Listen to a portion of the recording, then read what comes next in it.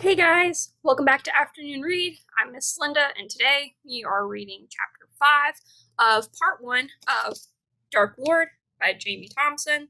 And as a reminder, we are reading this with permission of Scholastic. So let's get into it. Christopher, this is Dirk, the boy who's come to stay for a while, said Mrs. Purejoy. Christopher didn't look like he was very happy with the situation. That was only to be expected, Dirk thought, but he would soon come around. All that was required from him was total obedience to the will of Dirk. Shouldn't be too hard to arrange.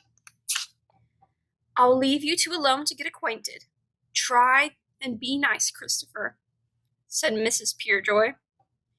With that, she shut the door and left them all together in Christopher's room. There was an uncomfortable silence.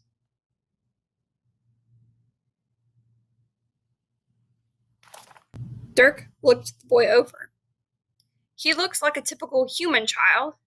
In other words, a brainless moron only good for menial tasks, or possibly a sacrifice to some dark and bloody demon lord, or mighty god of evil, in return for power and wealth. In that sense, he might be useful. He had sandy-colored hair, blue eyes, and an almost angelic innocence about him. Except that he wasn't so innocent, was he? This was definitely the boy who had crept into his room last night and spied on him. Dirk would have to do something about that. And any innocence he still had left would be crushed out of him after a few lessons in the realities of life, Dirk thought to himself. The silence continued. It seemed Christopher was trying to ignore him. This puzzled Dirk. He wasn't used to being ignored. On the other hand, he could wait. He had the infinite patience of a Dark Lord, after all. After a while, Christopher said, "Why'd you choose my mom and dad for parents?" "I didn't choose them," said Dirk. "What? What do you mean?" said Christopher. "They have imprisoned me against my will. I don't want to be here."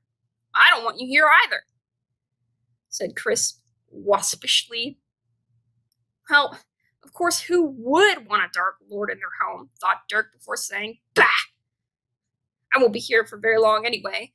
As soon as I have regained my powers, I will be returning home to my own world, the Dark Lands, which lie beyond time and space." "Yeah, well, don't hang around on my account," said Chris sharply before the corners of his mouth began to twitch into a smile. He couldn't help himself. Beyond time and space, indeed. Hilarious. After another short silence, Christopher said, "What was your name again?" "You may call me Master," like from Doctor Who. Yeah. Christopher looked as if he was about to lose his temper, but then he burst out laughing. "They said you were sort of funny," said Chris, still laughing. Dirk was confused. Why was he laughing? Surely he couldn't be laughing at him. That would be tantamount to suicide. Didn't he realize that?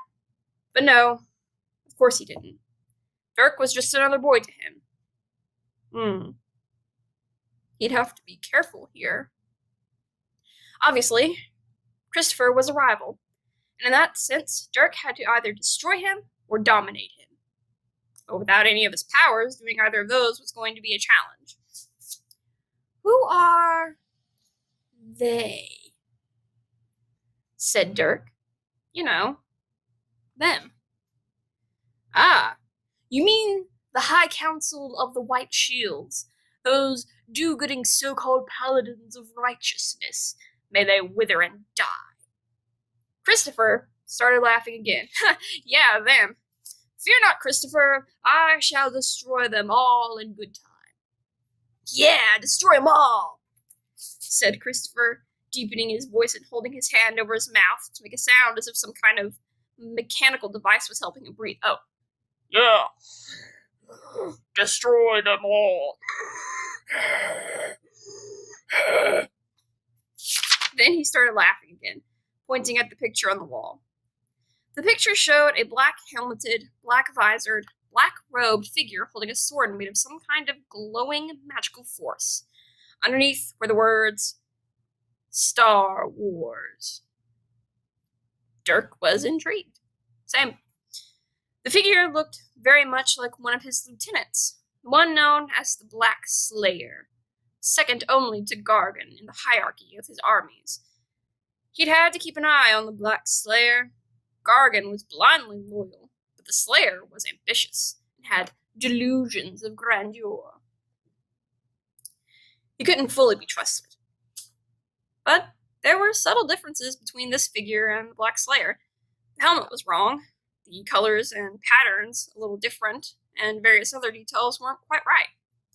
Still, the coincidence was remarkable. Was this some kind of message from Hasdrubal the Pure, perhaps? Who is that? He asked Christopher. Darth Vader, of course. Who else? Replied Christopher. Darth? What kind of a name is that? Actually, he looks like the Black Slayer, lieutenant of the Iron Tower of Despair, and commander of the Legion of Merciless Mayhem. He was one of my soldiers, you know.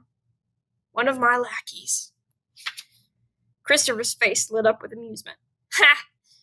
If only he was. How cool would that be? Imagine going to school and having Darth Vader as your personal bodyguard. Amazing! Dirk said, "Oh no, I wouldn't use the Black Slayer as a bodyguard. He isn't trustworthy enough." Now, Gargan, yes, but Christopher wasn't listening. He was playing out an imaginary scenario in his mind. He spoke excitedly. "I can see it now. Watch this. This is Groushammer." That's our principal, by the way. Christopher stood up and hunched his neck, putting on a bizarre expression of arrogant command. "Purejoy, your homework is late. No excuses. Detention!" He sounds like Professor Snape. Then he became Christopher again. "I think not, Mousehammer. Meet my bodyguard, Darth Vader." Christopher put on a deep, dark voice with the breathing difficulties and said, "Your powers are weak, old man. The ability to give detention is significant next to the power of the Force." He fell onto his bed, laughing hysterically. Dirk was obviously missing something, but he really liked the line, "Your powers are weak, old man," and he resolved to use it at some stage in the future. Christopher noticed that Dirk wasn't laughing. Of course, he couldn't know that Dirk didn't laugh very often, and when he did, it was a maniacal laugh of villainous evil. "Haven't you seen Star Wars?" "No. What is it?" Christopher stared at him with an expression of amazement on his face, so kind of like this. "It's a movie. You know, Star Wars. There have been loads of them," said Christopher. "Movie? What do you mean?" "Movie," said Dirk. Christopher stared at him again. Dirk raised an eyebrow. Raise. "Oh, never mind," said Christopher, shaking his head. Suddenly, a strange sound filled the air. A little block of glass and metal on the table was flashing and giving off an annoying musical trill that grated on Dirk's ears. Christopher picked it up, flipped the lid, and began talking into the box. Dirk was amazed. A communication device of some type, perhaps? What was equally amazing was that these humans had so many of them they could afford to give one to a mere man-child. He listened to what Christopher was saying, but it was quite hard to follow, as if it was coded in places. "Hi. Yeah, all right. Call of Honor or Battlecraft?" "Okay. A foster kid?" "Yeah, tonight. He's kind of funny, actually, but still, you know. We'll see how it goes." He glanced over at Dirk with a half smile on his face. It was a curious smile. What was it humans used to describe such things? Ah, yes, almost a friendly smile. People didn't normally smile at a Dark Lord. Most unusual. Oh, totally whacked in the head, but kind of cool in a weird way. Yeah. Sure, see you tomorrow. Bye. Christopher flipped the lid shut. That was my friend, Nutters. We've Nutters.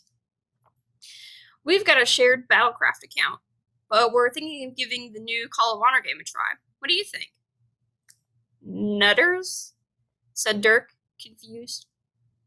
Yeah, his last name's Nutley. Pete Nutley. So of course we call him Nutters. Or Nuts, said Christopher. Of course, agreed Dirk, though he had no idea why they would do that. It seemed vaguely orcish somehow. Dirk continued. And Battlecraft? A Battlecraft account? Do they teach the art of war at your school then? That could be a worry. If these humans were trained in warfare from an early age, they would be even harder to defeat and conquer. The art of war, laughed Christopher. Ha! I wish they did. No, it's a game. You know, a computer game? Ah, a game. I see. And, what is a computer? Said Dirk. Christopher gave him that perplexed, look again. There was a knock on the door, and Mrs. Purejoy came in. How are we getting along, boys? She asked. Well, he's a little, but might not be as bad as I thought, Mom, said Christopher, and he sort of made a face as if to say, I'll give him a chance. Just this once. Miss Purejoy looked surprisingly pleased, as if that wasn't the answer she expected. There was a moment's silence.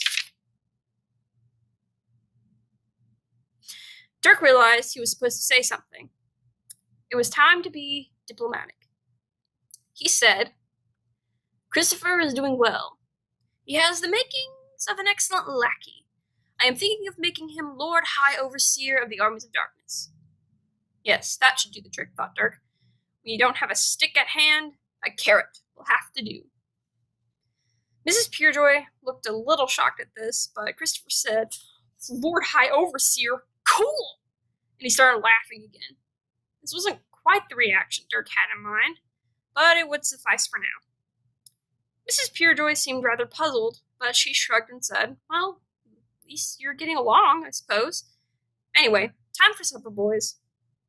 They went downstairs to what they called the dining room. A portly-looking male was sitting at the table, red-haired with a ginger beard and pale blue eyes. He stood up and introduced himself. Hello, Dirk. I'm Dr. Purejoy. You can call me Jack. Or Dr. Jack, as we call him around here, said Mrs. Purejoy. They all smiled at each other in a sickening display of familial love. Inwardly, Dirk groaned. They seemed altogether far too well adjusted for his tastes. Oh well, it was only a matter of time before he either escaped back to his own world or subjugated this one. So, Dirk, how was your day? Asked Dr. Jack. I woke in the prison you humans call the hospital to find that my powers of domination and destruction had been taken away from me, probably by some kind of warning, and that I had been given over to those psychotic fools, Wings and Randall. Then the commander of the Social Services Legion lashed me into her chariot of combustion and drove me here, where I was given over again, this time to my guardians, the pure ones, who were tasked with my imprisonment. There was a long moment of total silence, broken by Christopher, who started to giggle uncontrollably, despite trying not to. This isn't a prison, dear. Really, it isn't, said Mrs. Purejoy gently. It's a home. You are welcome here, and we hope you'll be happy. We want you to be happy. Whatever it was that happened to you before, it won't happen again. You're safe. Safe? Dirk thought to himself. Who were they kidding? It was only a matter of time before the torture began. He was sure of it. Later on, after supper, Dirk spotted a piece of wood with 64 black and white squares painted on it. Curious carved wooden objects sat on the wooden board. On closer inspection, Dirk recognized knights and men-at-arms, a familiar sight similar to the armies of Hasdrubal. What is this? Asked Dirk imperiously.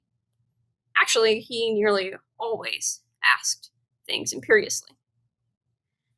It's chess set, said Dr. Jack. Do you want to play a game, Dirk? I do not know how to play, said Dirk. I'll teach you if you like, said Dr. Jack. It'll be bedtime soon, though, said Mrs. Purejoy.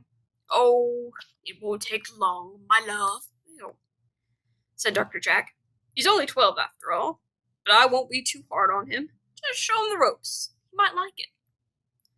Dirk and Dr. Jack sat down facing each other, and the doctor explained the rules. Dirk was intrigued. He could see the possibilities of the game. It was well designed, with a kind of strategic purity he could appreciate. Okay. Got it? Said Dr. Jack. Dirk nodded. White or black? Said Dr. Jack. Oh, black, of course, said Dirk. 6 minutes later, Dirk said, checkmate. You were right, Dr. Jack. That didn't take long at all, did it? Dr. Jack opened his mouth and then shut it. He was speechless. Both Mrs. Purejoy and Christopher seemed a little stunned as well. Dirk swelled with pride.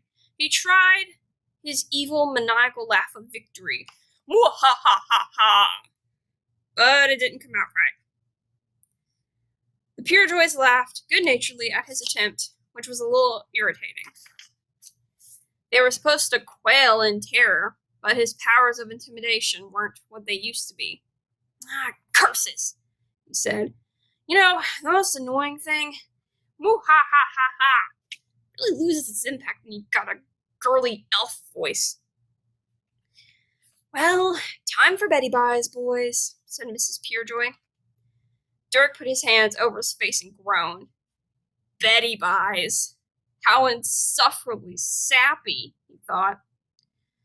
After a tedious time of toothbrushing, at least it didn't take long as it used to, as he didn't have to scrape and polish his fangs and tusks, and getting into his pajamas, he and Christopher were put to bed in their rooms, or cells, as Dirk thought of them. Dirk lay in his bed, staring at the hideously white ceiling. Then he noticed that one of the shelves in his cell had been lined with books. He got up and looked through them. Most seemed insufferably tedious. Then he found an encyclopedia. Aha! It was filled with facts and figures about this world, which would undoubtedly be useful. He was sitting in bed, with the first volume propped up on his lap, eagerly soaking up information, when Mrs. Purejoy came in and said, "Good night, sweetie," turned off the light, and shut the door. He gritted his teeth with suppressed anger. How annoying, especially as he lost his night vision. He got up and opened one of the sickly curtains and pulled up a chair by the window. There was enough light from one of the magic street lanterns for him to read by. Dirk sat up reading late into the night, hungry for knowledge until he was so tired that he fell asleep. Once again, the nightmare came.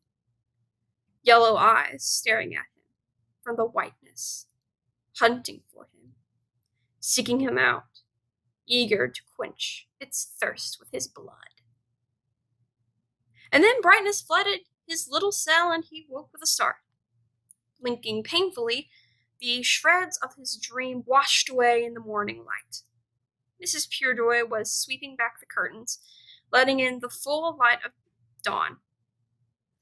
He hated the dawn. And the sooner he could get around to dyeing the curtains a nice deep black, the better. Wake up, Dirk. Up you go. It's your first day at your new school, sweetheart. There were so many things wrong with what she said. Dirk didn't know where to start. Lack of respect, lack of the proper honorifics, insultingly calling him a boy, and then, to top it all off, cloying sentimental niceness. Sweetheart, indeed. He would show her how sweet his heart was by ripping her heart out and eating it in front of her dying eyes. Ew, come on, Dirk, calm down. He began to prepare the claw of ripping death. Then he remembered he was trapped here on this plane, in the body of a human boy, and all his powers had been stripped away from him. He slumped back in despair, and, horror of horrors, he was going to have to go to school. School! A school of the dark arts might perhaps be acceptable, but surely not a school for human children. Never! No! He cried out loud without thinking. Now, said Mrs. Purejoy. School isn't all that bad. You're going to make lots of new friends and learn all sorts of interesting things. Dirk Smythe was blind. That day he was walking through the Save Mark parking lot with his guide dog Buster. Suddenly, the dog started to sniff the ground frantically. Dirk nearly tripped over him. Buster growled. That was unusual. Buster was one of the most placid Labradors you were ever likely to meet. It's the black, slimy oil slick that he's sniffing, he heard a voice nearby saying to him. The what? Said Derek. Suddenly, Buster began growling and barking louder than he'd ever heard before. And off he went, pulling Derek along with him. The next thing he heard was the voice again. Whoa, boy, down, whoa. Ow! My leg! My leg! The dog bit my leg! Help! Help! And thus ends chapter 5. So, I am delighted to tell you all that we have officially finished part 1. And next week, we're going to part 2. Okay, I'll see you guys next week for part 2. Bye.